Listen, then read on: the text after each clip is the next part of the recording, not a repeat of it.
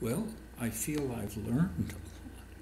So if I've learned a lot, there's got to be an education. Education, obviously not just by like formal education, but just by sharing stories of people that maybe they haven't been able to meet personally or interact with, but just informing them of the movement in general and how our system affects us and how we can change it. I felt, especially in my teenage years, a sense of hopelessness for change, and this has really kind of taught me, really kind of educated me that when people come together, kind of like an old cliche 60s, 70s saying that we have people power. I feel like it's just making people think more about themselves and who they are and what they really want instead of choosing what the government's making them choose. If you have strong beliefs in politics or anything like that, anything that affects your life, you need to be a part of it.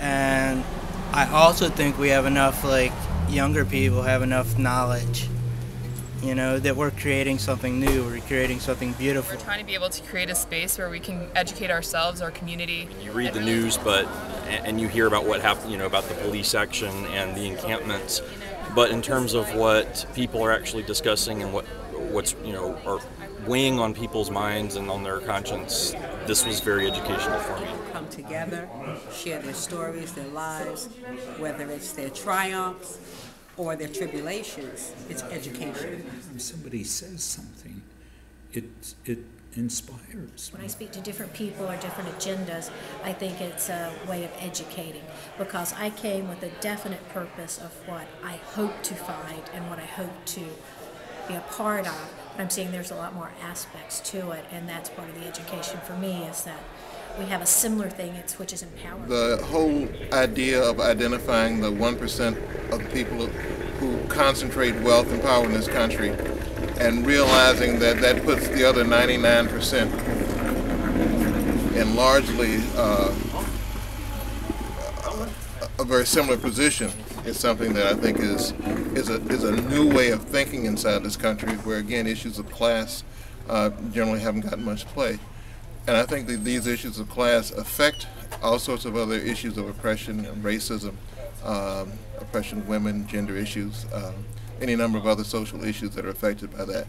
And it's interesting to see people coming together across those issues and able to try to begin to make statements and come to a deeper understanding of how this fundamental concentration of wealth and power has affected us all.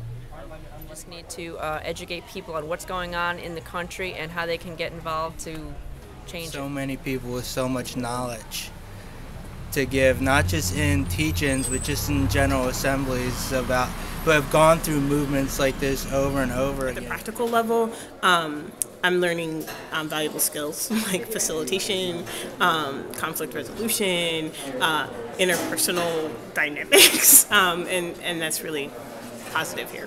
It's also educated me to the ways that maybe I've been perpetuating little bits of oppression in my own life without realizing it. Listening to what my colleagues have said in meetings, outside of meetings, has made me think about my own comportment. Still thinking about it.